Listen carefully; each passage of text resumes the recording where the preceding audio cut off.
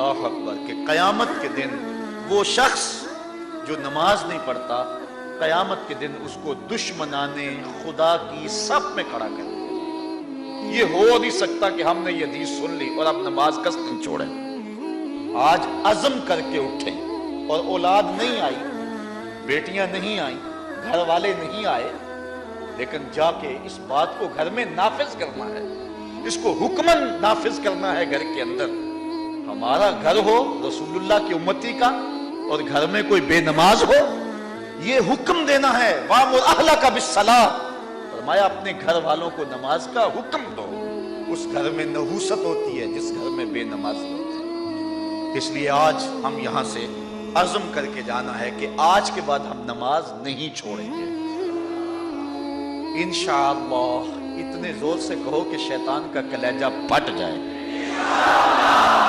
اللہ ہماری اس انشاءاللہ کو قبول کرے۔ اللہ ہم کو پنجگانہ سجدے کی توفیق دے۔ کتنا بد نصیب ہے شخص کہ جس کی پیشانی اس کی حضور جھکتی نہیں، سارا دن کبھی کسی کو سیلوٹ کرتا ہے، کبھی کسی کو سیلوٹ کرتا ہے، کہتا ہے میرے اس سے بھی تعلق ہونے چاہیے، اس سے بھی واسطہ ہونا چاہیے، اس سے بھی رابطہ ہونا چاہیے، کبھی دنیا میں کام پڑ جاتا ہے، اس سے بھی تعلق رہنا چاہیے میرا۔ کہاں کہاں صبح سے لے کر شام تک سلوٹ مارتا ہے، ایک اللہ کے حضور نہیں جھکا جاتا۔ اقبال علیہ رحمہ کہتے ہیں ایک سجدہ جسے تو گراں سمجھتا ہے، ہزار سجدے سے آدمی کو دیتا ہے نجات۔ آؤ اللہ کے حضور بندگی کا سر جھکائیں۔ تو یہ کتنی عبرتناک جو ہے اور کس قدر جو ہے وہ فکر انگیز حدیث ہے۔ وَقَانَ يَوْمَ الْقِيَامَةِ مَعَ قَارُونَ وَفِرْعَوْنَ وَحَامَانَ وَأُبَيِّ بْنِ أَبِي خَلْفَ، وہ شخص ان بد نصیب لوگوں کے ساتھ کھڑا ہوگا جس کو نماز کی توفیق نہیں۔ آپ نے حدیث علماء سے بارہا سنی، حدیث طویل ہے۔ آقا کریم معراج کی رات گئے تو وہاں مختلف لوگوں کو مختلف عذابوں میں مبتلا دیکھا۔ کسی کی انتڑیاں کٹ کٹ کے گر رہی تھی، کسی کا منہ چیرا جا رہا تھا، کسی کی زبان لوہے کی کینچیوں سے کاٹی جا رہی تھی، کسی پر کھولتا ہوا پانی ڈالا جا رہا تھا، کوئی جو ہے وہ سرانڈ والا گوشت کھا رہا تھا، کسی کے جسم میں لوہے کی میخیں ٹھونکی جا رہی تھی۔ لیکن ایک قوم کو حضور نے دیکھا، ایک بھاری پتھر سے ان کا سر کچلا جاتا ہے اور پتھر کے واپس آنے تک دوبارہ صحیح ہو جاتا ہے، پھر کچلا جاتا ہے۔ حضرت جبریل امین سے حضور نے فرمایا کہ یہ کون لوگ ہیں؟ یا جبریلو من ہاؤلائے، یہ لوگ کون ہیں ان کے سر پتھروں سے کچلے جا رہے ہیں؟ قال ہاؤلاء الذین تثاقلت رؤوسهم عن الصلاۃ المکتوبہ، کہا یہ وہ بد نصیب لوگ ہیں کہ فرض نمازوں سے جن کے سر بوجھل رہتے تھے، نماز پنجگانہ فرض بھی نہیں پڑھا کرتے تھے، یہ وہ بد نصیب ہیں، آج ان کے سر کوٹے جا رہے ہیں۔ یہ تھوڑی سی زندگی ہے، تھوڑی سی زندگی، 60-70 سال بڑی زندگی ہو وہ مگر نصیب ہو جائے تو پتہ نہیں ہے کہ کل ہمارا آنے والا کہاں ہے۔ کتنا غافل اور بد نصیب ہے وہ شخص کہ جس کو سجدہ نصیب ہے۔ سجدہ تو بندگی کا نام ہے۔ زندگی آمد برائے بندگی، زندگی بے بندگی شرمندگی۔ بندہ تو ہے ہی بندگی میں۔ کسی شخص نے راستے میں جاتے جاتے چائے کی پیالی پلا دی ہو نا بازار میں، تو ہم جب بھی اس گلی سے گزرتے ہیں اس کو سلوٹ کر کے جاتے ہیں، السلام علیکم، یار اس سے بڑے سلام لیتے ہو، یہ بڑا محبت والا، بڑے اخلاق والا ہے۔ یار جس نے چائے کی پیالی پلا دی ایک مرتبہ، اس کو تو جاتے آتے سلام کر کے جاتے ہو۔ جس رب نے زندگی بخشی ہے، جس رب نے جو ہے وہ ساری بہاریں عطا کی ہیں، اس کے حضور میں جھکا جاتا ہے۔ کتنا متکبر شخص ہے جو اللہ کے حضور میں جھکتا۔ اللہ اکبر، کہا یہ وہ بد نصیب لوگ ہیں فرض نمازوں سے جن کے سر بوجھل رہا کرتے تھے۔ اللہ اکبر۔ حضور نبی رحمت صلی اللہ علیہ وآلہ وسلم نے ارشاد فرمایا، نماز چھوڑنا تو خیر بہت بری بات ہے، جو شخص نماز پڑھتے ہیں لیکن جماعت سے نہیں پڑھتے۔ فرمایا میرا جی چاہتا ہے کہ اپنی جگہ کسی اور کو کھڑا کروں اور جوانوں کا ایک گروہ ساتھ لوں، اور جو لوگ مسجد میں نماز پڑھنے نہیں آتے ان کے گھروں کو آگ لگا دوں۔ رحمت للعالمین آقا فرما رہے ہیں کہ ان کے گھروں کو آگ لگا دوں۔ کتنا غصہ ہے ان لوگوں پر کہ جو مسجد میں آ کر نماز نہیں پڑھتے، اور جو پڑھتے ہی نہیں۔ اس دور میں تو کوئی تھا ہی نہیں کہ مومن ہو نماز نہ پڑھتا ہو۔ اللہ اکبر۔ تو مومن نماز ہی پڑھتے تھے، تو اگر کسی سے گھر میں نماز پڑھی گئی تو فرمایا میرا جی چاہتا ہے۔ آج نماز تو نماز رہی، ہم کو تو جمعہ بھی نصیب نہیں۔ کتنے لوگ ہیں کہ جو پابندی کے ساتھ نماز جمعہ بھی نہیں پڑھتے۔ حضور کا ایک فرمان سنیے، آقا کریم نے ارشاد فرمایا من ترک الجمعۃ ثلاث جمع متوالیات فقد نبذ الاسلام وراء ظہرہ، جس نے بغیر کسی عذر کے 3 جمعے چھوڑ دیے اس نے اسلام کو اپنی پشت کے پیچھے ڈال دیا، اس نے پرواہ ہی نہیں کیا اسلام۔ اور ایک حدیث کے لفظ ہیں من ترک ثلاث جمعات من غیر عذر کتب من المنافقین، جس نے بغیر کسی عذر کے 3 جمعے چھوڑ دیے اس کا نام منافقوں کی فہرست میں لکھ دیا جاتا ہے۔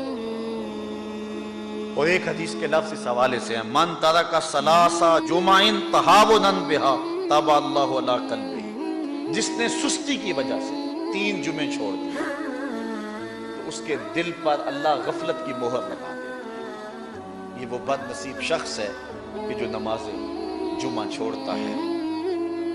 حضرت ابن حجر نے الزواجر کے اندر ایک روایت لکھی ہے، وہ فرماتے ہیں جو شخص نماز ترک کرتا ہے اس کو بہت ساری رسوائیاں، وقت اتنا طویل نہیں ہے کہ ایک ایک چیز کو تفصیل سے بیان کروں۔ وہ کہتے ہیں پہلی بات تو یہ ہے کہ اس کی عمر میں برکت اٹھا لی جائے، دوسری بات اس کے چہرے سے صالحین کا نور اتار دیا جائے، تیسری بات وہ کوئی بھی عمل کرے اس کا ثواب نہیں ملتا اس کو، یہ دنیا پر اس کو سزائیں۔ چوتھی سزا دنیا پر اس کو یہ ملتی ہے اس کی دعائیں قبول نہیں ہوتی، اور 5ویں سزا اس کے لیے یہ ہے کہ اس کے لیے جو نیک لوگ دعا کرتے ہیں ان دعاؤں کا حصہ اسے نہیں ملتا۔ مومن نیک سحری وقت اٹھ کے دعا مانگتے اللہ پوری امت پر کرم کر دے، تو یہ بھی امت میں شامل ہے، دعا اللہ والے کی تو قبول ہوئی لیکن اس کا حصہ نکال دیا، اس کا حصہ نیک لوگوں کی دعاؤں سے نکال دیا۔ اور جب وہ مرنے لگتا ہے نزا کے وقت 3 اس کو سزائیں ملتی، ایک تو بھوکا مرتا ہے، دوسرا پیاسا مرتا ہے، تیسرا ذلیل ہو کے مرتا ہے، اور قبر کے اندر اس کو 3 سزائیں۔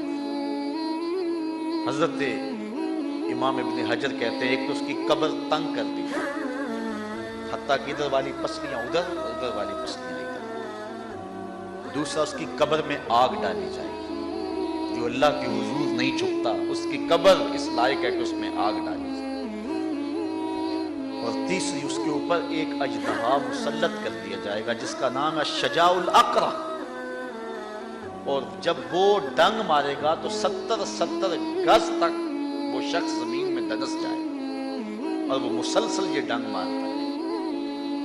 اور کہا کہ 3 سزائیں اس کو حشر میں پہنچیں گی، ایک تو اس کا حساب سختی سے لیا جائے گا، اور جس کا حساب سختی سے لیا گیا وہ بچ پائے گا، حساب سے بچے گا وہ جس سے اللہ صرف نظر کرے گا۔ اللہ اکبر۔ ایک تو اس کا حساب سختی سے لیا جائے گا، دوسرا اللہ تعالیٰ جل شانہ اپنے قہر و غضب کا اس پہ اظہار کرے، اور تیسری اس کو سزا یہ دی جائے گی کہ اس کو جہنم میں ڈال دیا جائے۔ ساتھیو، میں اور آپ آج کی اس بزم میں یہ پختہ عزم کر کے اٹھیں کہ آج ہم خود بھی اور اپنی اولاد کو بھی، اپنے دوستوں کو بھی، میرے والد گرامی فرمایا کرتے تھے جس سے دوستی ہونا اس کی انگلی پکڑ کے دین کی راہ پہ لے آؤ، یہ دوستی کا حق ہے۔ اس کے لیے آپ بہت کچھ کرتے ہیں لیکن اگر اس کو دین نہیں دیا تو کچھ نہیں، کوشش کرو میرا دوست ہو اور جہنم میں جائے۔ والدین بچے کے مستقبل کے لیے کتنی کوشش کرتے ہیں، لاکھوں روپیہ لگاتے ہیں مستقبل ٹھیک ہو جائے، کرتے ہیں کہ نہیں کرتے؟ یونیورسٹیوں کے اندر، کالجوں کے اندر کتنی بھاری فیسیں بھرتے ہیں، کیوں اتنا کچھ کیوں کر رہے ہو؟ میں نے دیکھا بوڑھا باپ اپنی کمر پہ بوریاں لاد کے مزدوری کرتا ہے، مائیں اپنا زیور بیچ رہی ہیں کہ اولاد پڑ جائے۔ میاں اتنا کچھ کیوں کر رہے ہو؟ جی مستقبل ٹھیک ہو جائے۔ یہ مستقبل کتنا ہے؟ 20-25 سال کا، اور جو اصل مستقبل ہے اس کی فکر ہی نہیں کسی کو۔ اصل مستقبل تو وہ ہے، اللہ اکبر، بیرون ملک جائے بیٹا تو ماں کہتی ہے بس دعا کرو کہ میرا بیٹا خیریت سے پہنچ جائے، بیٹی کی شادی کرتی ہے تو ماں کہتی ہے دعا کرو کہ اپنے گھر میں اس کو چین مل جائے. کسی کا انٹرویو ہوتا ہے، لوگ کہتے ہیں جناب دعا کرو کہ اس انٹرویو میں وہ کامیابی سے گزر جائے. میں کہتا ہوں جب قبر میں اترتا ہے پھر کسی نے آ کر کبھی نہیں کہا کہ دعا کرو مشکل گھڑی آ گئی ہے خیریت سے گزر جائے. اصل امتحان تو یہ ہے، اگر اس امتحان سے گزر گیا تو کامیابی اور بامرادی. یہ تھوڑا سا مستقبل دنیا کا، اس کے لیے ہم کتنے پیسے لگا دیتے ہیں. سب کچھ اولاد کو آتا ہے، ہر شے فر پڑھتے اور بولتے ہیں، دعائے قنوت بھی نہیں آتی ہوتی. تو ہم اپنی اولاد کے لیے دین کا تحفہ اس کو کبھی نہ چھوڑیں. اللہ اکبر. کوشش کریں، محنت کریں. حضور نبی رحمت صلی اللہ علیہ وآلہ وسلم نے ان بد عمل واعظین کی بات بھی کی ہے کہ جو لوگوں کو نیکی کا حکم دیتے ہیں خود اس پہ عمل نہیں کرتے. آج ہمارے کچھ واعظین لوگوں کو تو واعظ و تلقین اور نصیحت کرتے ہیں اور خود نماز میں سخت سستی کا ارتکاب کرتے ہیں، اور جس سے قوم کے اندر نماز میں سستی عملاً پیدا ہو جائے.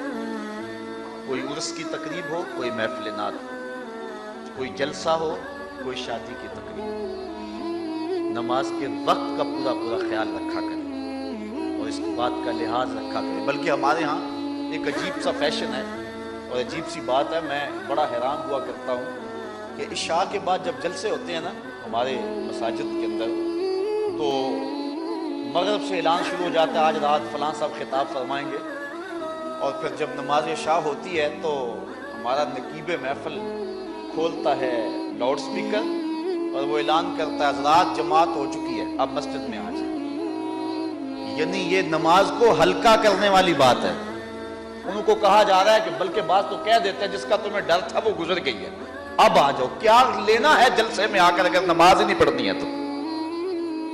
ممبر و محراب کے جو ذمہ دار ہیں ان سے جو ہے وہ عجیب و غریب قسم کی جو ہے وہ حرکات سکنات سرزد ہو رہی ہے. یہ جو جاہل نقیبوں کا ایک غول آ گیا نا، یہ بھی ایک بہت بڑی مصیبت ہے. ایک تو بے تحاشا الفاظ، دوسرا دین کی روح سے ناشنائی. وہ کسی نے کہا تھا نا کہ پہلے حضرت غوث پاک ولی بناتے تھے، چور سے کتب بناتے تھے، آج کل ہم بناتے ہیں. کہا تم کیسے؟ کہا ہمیں پتہ ہوتا ہے یہ چور بیٹھا ہوا ہے، ہم کہتے ہیں غوث زمان اور کتب دوران. بے تحاشا اور بے تکا انداز، اور پھر دین کی روح سے یہ ناشنائی کہ باقاعدہ اعلان ہوتا ہے جناب جماعت ہو چکی اب تو آ جاؤ. تو کیا کرتا ہے ساری رات جاگ کے اگر عشاء کی نماز ہی نہیں پڑھی تو نماز کو ہلکا کیا گیا ہے. اسی طرح جلسہ لمبا ہو رہا ہے اور نماز کا وقت سکڑ رہا ہے. ان چیزوں کا التزام کرنا ہے، ہم نے کوشش کرنا. اور یہ بھی ایک مصیبت ہے کہ دربار بڑا اونچا ہے اور مسجد کے اندر جانوروں کی بینٹیں پڑی ہوئی ہیں. حیثیت تو مسجد کی ہے، دربار کی تو ثانوی حیثیت ہے. دربار پہ 3 کروڑ روپیہ لگا ہوا ہے اور مسجد میں چٹائیاں بھی موجود نہیں. اپنے بھی خفا مجھ سے ہیں بیگانے بھی ناخوش، کہ زہر حلاحل کو کبھی کہہ نہ سکا کند.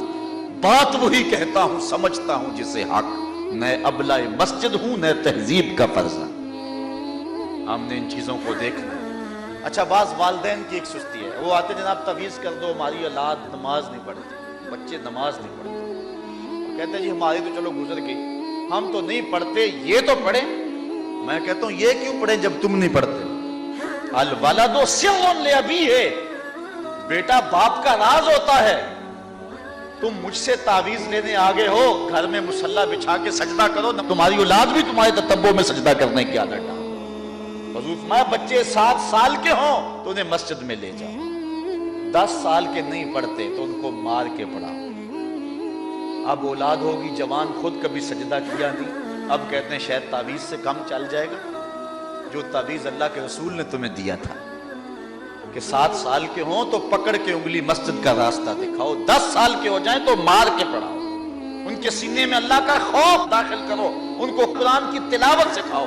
علموا اولادکم 3 خصال، اپنی اولاد کو 3 چیزیں سکھاؤ. حب نبیکم، ایک اپنے نبی کا پیار سکھاؤ. وحب اہل بیت ہی، رسول اللہ کے اہل بیت کا پیار سکھاؤ. وتلاوت القرآن، اور قرآن کا پڑھنا سکھاؤ. چھین لو سیڑیاں ان کے ہاتھوں سے گانے والی، چھین لو ان کے ہاتھوں سے جو ہے وہ ناول، اور ان کے ہاتھ میں قرآن دے دو۔ کتنے خوش نصیب دن تھے، گلیوں سے گزرتے تھے، گھروں سے قرآن کے پڑھنے کی آواز آتی تھی۔ آج پاپ میوزک کی صدائیں تو آتی ہیں، آج قرآن کی آوازیں نہیں آتی۔ تو یہ عجیب ہے جی، ہم نہیں پڑھتے یہ تو پڑھے۔ میں کہتا ہوں یہ کیوں پڑھیں جب تم نہیں پڑھتے ہو؟